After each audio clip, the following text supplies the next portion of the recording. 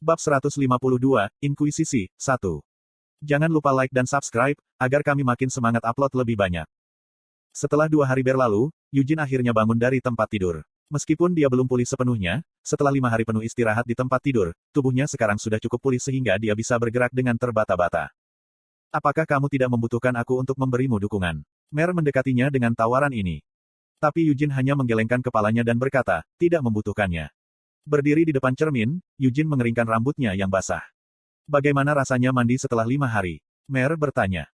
Eugene hanya mengangkat bahu, rasanya hampir sama seperti sebelumnya. Lagi pula, minyak telah menumpuk di rambutmu selama 5 hari, kata Mer. Eugene membantahnya dengan cemberut, tapi belum. Apakah kamu tidak tahu aku telah merawatnya setiap hari dengan menggunakan sihir? Lalu mengapa kamu bahkan perlu mandi? Karena aku ingin. Ya, Mer mengakui dengan cekikikan sambil menyeret kursi di belakang punggung Eugene. Kemudian Mer berdiri di kursi dan mulai menyisir rambut Eugene. Rambutnya, yang baru saja basah beberapa saat sebelumnya, telah dikeringkan oleh angin hangat yang bertiup di atasnya. Tidak perlu disisir, gerutu Eugene. Saya melakukan ini karena saya bosan, jelas Mer. Juga, apakah kamu benar-benar berpikir itu tidak diperlukan? Kamu sepertinya berpikir bahwa rambut acak-acakan lebih cocok untukmu, tapi aku yakin kamu akan terlihat jauh lebih baik dengan rambut yang disisir rapi. Tahu kenapa begitu? Itu karena aku memiliki wajah yang tampan, sesumbar Eugene. Kamu sangat tidak tahu malu, gumam Mer. Saat Mer sedang menyisir rambutnya, Eugene menyesuaikan pakaiannya. Dia mengenakan seragam formal hitam dari klan Leonhardt. Itu rapi, tanpa lipatan, tetapi Eugene masih merasa perlu mengutak-atik pakaiannya dengan membuka kancing dan kemudian mengencangkannya kembali. Bagaimana dengan jubahmu? Mer bertanya. Seharusnya tidak ada masalah dengan memakainya, jawab Eugene.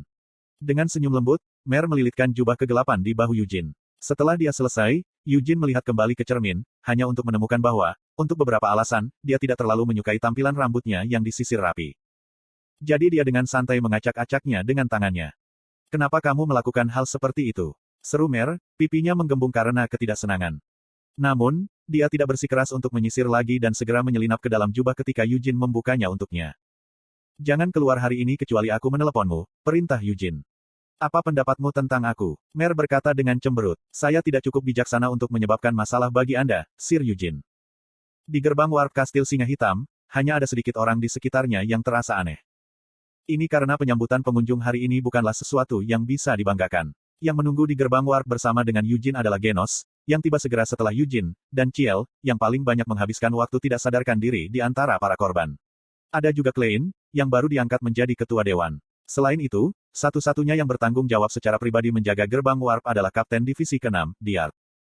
Para tamu dari Arot akan menjadi yang pertama tiba, Diart memberitahu mereka. Setelah memeriksa waktu, Diart mengangkat stafnya. Engah. Gerbang warp bersinar saat koneksi dibuat. Tak lama kemudian, gerbang warp mulai beriak. Yang pertama keluar adalah Lovelian, mengenakan jubah hitam. Daripada Eugene, yang pertama kali menatap matanya, Lovelian mendekati Klein, kepala dewan yang baru, dan mengulurkan tangan ke pria itu. Sudah lama sejak terakhir kali kita bertemu, kata Lovelian menyapa. Akan lebih baik jika kita bisa bersatu kembali untuk urusan yang lebih menyenangkan, kata Klein dengan senyum masam sambil menjabat tangan Lovelian. Melkit, yang mengikuti Lovelian melewati gerbang warp, ternyata mengenakan pakaian biasa hari ini. Dia mengenakan mantel bulu hitam mengkilap. Namun, dia memang memiliki sepatu bot kulit yang sangat tinggi hingga setinggi lututnya dan mengeluarkan suara berderit di setiap langkah yang diambilnya. Hai, Melkit memanggil. Pemakaman diadakan beberapa hari yang lalu, dan dengan betapa seriusnya insiden baru-baru ini, suasana kastil tenggelam dalam depresi, tapi Melkit tidak peduli tentang semua itu. Setelah melihat sekelilingnya, dia melihat Eugene dan melambai padanya dengan senyum lebar. Melkit pertama kali berbicara dengan Ciel, sudah lama sejak terakhir kali kita bertemu, bukan, Nona muda? Apakah kamu ingat saya? Iya, tentu saja, Ciel mengakui dengan enggan. Jadi, di mana kapten yang tidak tahu bagaimana harus berakting seusianya? Saya berbicara tentang wanita yang terus memeriksa waktu di jam sakunya meskipun dia memakai jam tangan, jelas Melkit. Kapten Charmen saat ini ditempatkan di perkebunan utama. Ciel akhirnya merasa tertekan untuk mengungkapkan kebenaran oleh Melkit yang tersenyum ceria, meskipun dia benar-benar ingin mengatakan, siapa kamu untuk menuduh seseorang tidak dapat berakting seusia mereka. Ini pertama kalinya saya mengunjungi kastil Singa Hitam. Apakah tidak apa-apa jika saya melihat-lihat sebentar? Tanya Melkit. Mengapa kita tidak menyimpannya untuk nanti, sela Klein? Patriark juga akan segera tiba. Ya, dia sudah cukup tangguh. Saya akan memastikan untuk menjaga ekspresi wajah saya, janji Melkit. Tetapi mengapa dia harus tetap berpegang pada pria itu seolah itu wajar baginya untuk melakukannya? Ciel mengerutkan alisnya saat dia melirik Eugene dan Melkit. Apakah itu mirip dengan kasih sayang keibuan? Memang, itu pasti kemungkinan. Eugene tidak tahu seperti apa rasanya cinta seorang ibu. Jadi mungkin dia bersahabat dengan wanita yang memiliki sosok dewasa, usia yang baik, dan penuh kasih sayang keibuan. Meskipun daripada seorang ibu, bukankah dia lebih seperti seorang nenek? Ciel dengan kasar berspekulasi. Meskipun dia memiliki penampilan cantik berusia 20 tahun. Ciel tidak membiarkan dirinya menyelesaikan pemikiran itu. Saat dia mulai mempertimbangkan Melkit dari aspek itu, Ciel merasa seperti dia akan memiliki pemikiran kasar tentang atasan langsungnya sendiri, Charmaine Leonhardt. Sebagai kapten divisi ketiga, seorang wanita, meski kuat dan cantik, dia meninggalkan orang lain. Tanpa pilihan selain menghormatinya. Koneksi telah terjalin dengan Yuras, lapor Diark. Mendengar kata-kata ini, Melkit mencondongkan tubuh lebih dekat ke Eugene dan berbisik, jadi aku dengar penyelidik akan datang. Apa kau pernah bertemu sebelumnya? Aku belum, jawab Eugene. Izinkan saya mengatakan, sementara saya membenci kerajaan suci, saya bahkan lebih membenci Inkuisitor. Apa kamu tahu kenapa? Tanya Melkit. Eugene mengangguk dan berkata, iya. Dikatakan bahwa di masa lalu, kerajaan suci menilai pemujaan roh sebagai sejenis pemanggil roh yang sesat dan teraniaya, bukan? Melkit tersentak, ya ampun, kamu cukup berpengetahuan, bukan? Sepertinya kamu juga banyak belajar tentang sejarah penyihir. Tapi bukankah itu sudah lama sekali? Eugene menunjukkan. Yah, mungkin memang begitu, tapi bahkan sekarang, mereka mungkin masih menganiaya pemanggil roh secara diam-diam, bukan? Saat dia mengatakan ini, mata Melkit dipenuhi dengan keceriaan yang ceria. Sambil menatap langsung ke matanya, Eugene mendengus dan bergumam, kamu seperti seorang nenek yang menyukai anak-anak yang menakutkan dengan menceritakan kisah-kisah menakutkan. Apa katamu? Aku tidak bisa mendengarmu dengan baik, Melkit berbohong. Sementara Melkit menutupi telinganya dan mengeluarkan suara, untuk menghilangkan keberatan, gerbang warp mulai bersinar. Dua orang berjalan keluar dari gerbang warp. Keduanya mengenakan jubah semerah darah, dan di bawah itu, mereka mengenakan seragam hitam legam yang dikenakan semua pendeta Dewa Cahaya, dengan sako hitam satu di kepala mereka. Pria yang memimpin memperkenalkan dirinya, nama saya Atarax, dan saya anggota Maleficarum. Dan ini adalah Hemoria, muridku. Atarax adalah seorang pria dengan rambut pirang panjang, tetapi wanita itu, Hemoria, memiliki rambut lebih pendek dari Atarax dan menutupi mulutnya dengan topeng logam hitam. Dengan rambutnya yang lurus dan bob yang sepertinya telah dipotong dengan pisau membingkai wajahnya, Hemoria mengamati sekelilingnya. Meskipun Hemoria menjaga kesunyiannya selain dari dengusan singkat sebagai salam, Atarax berbicara seolah-olah berbicara menggantikannya, bukankah Patriark sudah datang? Klein meyakinkannya, dia akan segera tiba. Kami baru saja berhasil terhubung ke Kiel. Eugene dengan terang-terangan menatap Atarax dan Hemoria. Maleficarum, cabang inkuisisi yang kejam dan bengis, juga telah ada sekitar 300 tahun yang lalu. Sejujurnya, Eugene tidak memendam rasa was-was terhadap mereka. Bagaimana dengan kekejaman mereka terhadap penyihir hitam dan setan? Persis seperti itulah Hamel dalam kehidupan Eugene sebelumnya juga. Di dunia yang kacau 300 tahun yang lalu, Maleficarum juga merupakan salah satu sekutu Hamel. Tapi bukankah mereka terlalu kuno untuk organisasi era sekarang? Ini adalah dunia di mana kamu tidak bisa lagi berburu penyihir hitam tanpa pandang bulu atau menunjukkan permusuhan terbuka terhadap orang-orang iblis. Jadi untuk cabang inkuisisi ini, yang ada untuk satu-satunya tujuan melakukannya, untuk tetap ada, Eugene merasa terkejut. Gerbang warp beriak. Eugene menegakkan punggungnya saat dia menatap gerbang warp. Tak lama kemudian, Patriark dari klan Leonhardt, Gillette, melewati gerbang warp. Kesan yang didapat Eugene dari Gillette saat ini sangat berbeda dari Gillette yang ditemui Eugene beberapa bulan yang lalu. Sang Patriark memiliki pipi yang sangat cekung dan lingkaran hitam di bawah matanya. Jenggotnya masih terpangkas rapi, tetapi Eugene bisa melihat luka yang tertinggal di pipi dan dagu Gillette. Petik 1. Untuk seorang prajurit yang terampil membiarkan dirinya dipotong oleh pisau cukur, pikir Eugene dengan menyesal. Seluruh tubuhnya tampak menyusut selama beberapa bulan terakhir. Tampaknya kondisi mental Gillette telah hancur akibat insiden terbaru Eward. Petik 2. Patriark, Klein menghela nafas dan mendekatinya dengan sapaan ini. Hanya Gillette yang langsung berlutut dan berkata, maafkan aku. Klein dikejutkan oleh pemandangan ini dan dengan cepat menarik Gillette berdiri. Hei sekarang, kamu seharusnya tidak menunjukkan penampilan yang menyedihkan seperti itu, tegur Klein. Petik 2. Apakah aku benar-benar punya pilihan selain melakukannya? Semua ini terjadi karena ketidakmampuan saya sendiri. Krisis ini. Saya bahkan tidak tahu bagaimana mulai bertanggung jawab atas ini, Gillette terdiam dengan perasaan bersalah. Mari kita bahas semua itu nanti. Untuk saat ini, berdiri tegak. Anak-anakmu sedang menonton, ingat, Klein mengingatkannya.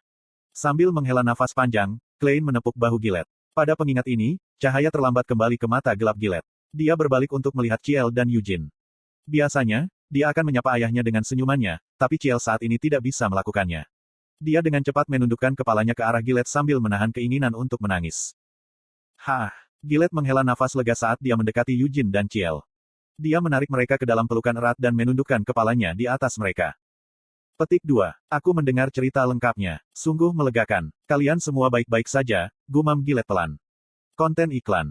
Ayah, bisik Ciel sambil membenamkan wajahnya ke dada ayahnya dan sedikit menangis. Alih-alih mengeluarkan air mata, Yujin melirik lengan yang dililitkan Gillette di bahunya. Dia tidak salah ketika dia merasa bahwa seluruh tubuh Gillette tampak mengecil. Lengan Gillette benar-benar lebih tipis daripada beberapa bulan yang lalu.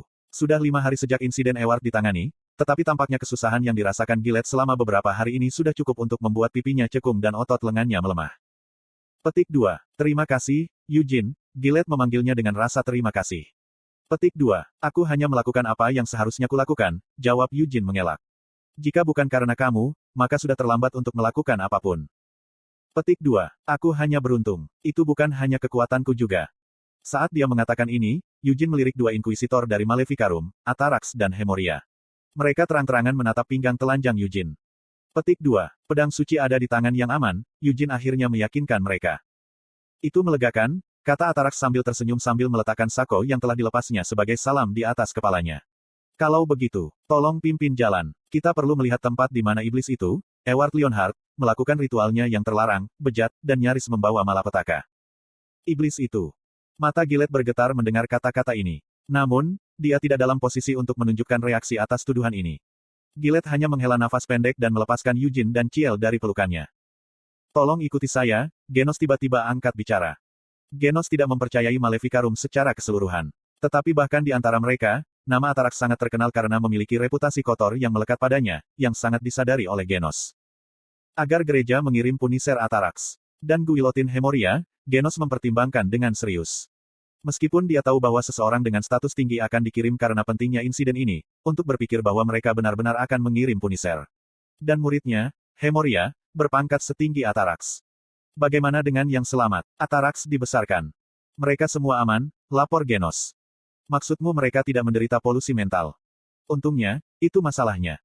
Polusi dapat dengan cepat menyebar bahkan dari butiran terkecil sekalipun. Setelah memeriksa lokasi ritual, kami akan mewawancarai setiap penyintas satu persatu, kata Atarax.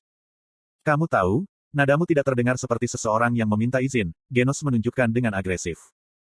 Itu perlu dilakukan. Anda tidak ingin lagi klan Anda jatuh ke korupsi, bukan? Atarax menanggapi.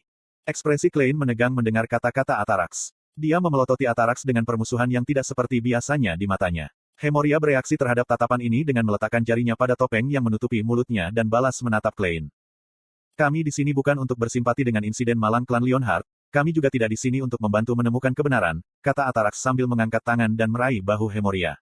Kejadian ini adalah kasus yang belum pernah terjadi sebelumnya dan aneh dari sisa-sisa Raja Iblis, yang ditaklukkan 300 tahun yang lalu, kembali menyebabkan kekacauan. Di Maleficarum saat ini, kita mungkin tidak diizinkan untuk berburu penyihir hitam atau setan, tapi haruskah kita menemukan pelanggaran terhadap pantangan apapun, terutama melakukan kejahatan apapun yang melibatkan penggunaan manusia, Maleficarum tidak akan ragu untuk berburu pelakunya, tidak peduli siapa mereka. Karena itu, desak Klein. Kami di sini untuk melakukan apa yang perlu dilakukan, kata Atarax dengan tekad. Karena itu, kami tidak akan meminta izin. Ketua Dewan, kami memahami bahwa Anda mungkin ingin menutupi rasa malu klan Anda, tapi bagaimana jika ada benih iblis yang tersisa di kepala pengorbanan? Bagaimana jika ini membuat mereka jatuh ke dalam kegilaan dan suatu hari melakukan ritual iblis yang sama seperti yang dilakukan Eward? Baiklah, aku mengerti perlunya, Klein dengan enggan mengakui sambil menghela nafas dan menggelengkan kepalanya. Petik 2. Namun, izinkan saya untuk memperbaiki satu hal saja. Saya tidak punya niat untuk menutupi rasa malu klan kami. Karena jika kita membabi buta berusaha menyembunyikannya, yang akan kita lakukan hanyalah menyebabkan diri kita membusuk dari dalam. Namun, yang saya khawatirkan adalah bahwa metode Anda dalam mewawancarai para korban mungkin terlalu keras. Wawancara kami akan lembut dan sopan, janji Atarax. Kalau begitu, kamu tidak keberatan aku menonton, pinta Klein. Atarax mengakui, ya, tolong tonton sesukamu. Mereka menuju ke kedalaman hutan. Menemukan tempat di mana ritual dilakukan tidaklah sulit karena beberapa singa hitam menjaga hutan sehingga tidak ada binatang iblis yang dapat merusak situs tersebut. Melkit bersenandung sambil berpikir. Selama ini sejak mereka memasuki hutan, Melkit tetap fokus tanpa mengucapkan sepatah kata pun. Dia berhenti berjalan beberapa saat, lalu membungkuk dan menyentuh tanah dengan tangannya. Melkit bersenandung lagi, matanya menyipit. Tanah yang dia usap dengan tangannya bergetar, dan orang-orang tanah lihat 2 seukuran jari keluar dari tanah. Petik 2. Memang, Seperti memang ada roh kegelapan. Ini sangat tidak biasa, gumam Melkit sambil menepuk kepala orang-orang dari tanah liat dengan jari. Roh dari tanah ini, tidak benar-benar selaras dengan tanah di sini. Mereka didorong dari petak tanah yang berbeda ke yang ini. Dan di sana, jumlah roh primal lebih rendah dari yang seharusnya. Melkit meraup setumpuk tanah dengan tangannya. Kemudian dia merentangkan jari-jarinya dan membiarkan tanah berhamburan seperti butiran pasir. Mungkin, setelah musim ini berlalu, tidak akan ada sehelai rumput pun yang tersisa di daerah itu. Cukup penasaran. Ini adalah, daripada tanah yang mati. Benar. Jadi begitu. Sepertinya roh-roh utama di negeri itu benar-benar berubah menjadi roh kegelapan. Melkit berhipotesis. Apakah hal seperti itu bahkan mungkin? Eugene bertanya padanya. Untuk saya, tentu saja, itu tidak mungkin. Saya tidak memiliki kontrak dengan roh kegelapan, saya juga tidak ingin membuat kontrak dengan mereka. Meski begitu, aku tidak perlu mengenal roh kegelapan secara langsung, bukan? Tidak ada roh yang dapat mengganggu atau menghalangi roh lain dari unsur yang sama sekali berbeda. Bahkan jika mereka adalah Raja Roh, kata Melkit sambil terkekeh sambil menegakkan tubuh. Jadi roh kegelapan yang normal seharusnya tidak memiliki kekuatan untuk secara paksa mengasimilasi roh primal dari elemen lain. Selain itu, bukankah kau mengatakan bahwa itu mampu memblokir mata dan telinga para Knights of the Black Lion yang bergengsi? Haha, itu tidak mungkin. Itu karena itu bukan sembarang roh biasa, jelas Eugene. Ya, itu sebabnya sangat penasaran. Sangat menarik, kata Melkit dengan semangat. Sisa-sisa Raja Iblis yang dikalahkan ratusan tahun yang lalu tetap bertahan di senjata mereka. Itu yang bisa aku mengerti. Namun, untuk sisa-sisa ini kemudian menjadi roh. Sudah ada beberapa makalah yang ditulis tentang hubungan dekat antara mana dan roh, tapi bagi Raja Iblis untuk menjadi roh adalah. Itu juga bisa berarti bahwa pemujaan roh benar-benar sejenis bidah, gumam Atarax. Kamu masih menyemburkan omong kosong seperti itu, kata Melkit sambil mendengus sambil mengangkat tangannya. Orang-orang tanah liat merangkak kembali ke tanah, menyebabkan tanah bergetar dan naik. Itu adalah gelombang tanah yang ditunjukkan Melkit kepada mereka di hutan klan Leonhard. Untuk seseorang sepertimu, yang menyemburkan omong kosong seperti itu, kamu tidak pantas menaiki gelombang tanahku yang menakjubkan ini, kata Melkit dengan bangga. Daripada melakukan sesuatu yang sangat memalukan, ayo pergi saja, tegur Lovelian padanya. Ini dia, kata Eugene saat mereka tiba di lokasi tempat ritual berlangsung. Di sana, disitulah ritual itu diadakan. Mungkin ada beberapa jejak yang tersisa. Sebuah lingkaran sihir tergambar di seluruh tanah. Sebagian darinya juga terlukis di udara, tapi itu telah menghilang. Dia disambut dengan diam saat yang lain memeriksa situs tersebut. Juga, ada pohon hitam di sana. Saya tidak tahu apakah itu benar-benar harus disebut pohon, tapi setidaknya itu terlihat seperti itu. Korban digantung di dahan yang menggeliat seperti tentakel. Dan semuanya ditelan oleh kesuraman yang gelap, kata Eugene sambil melirik Ciel.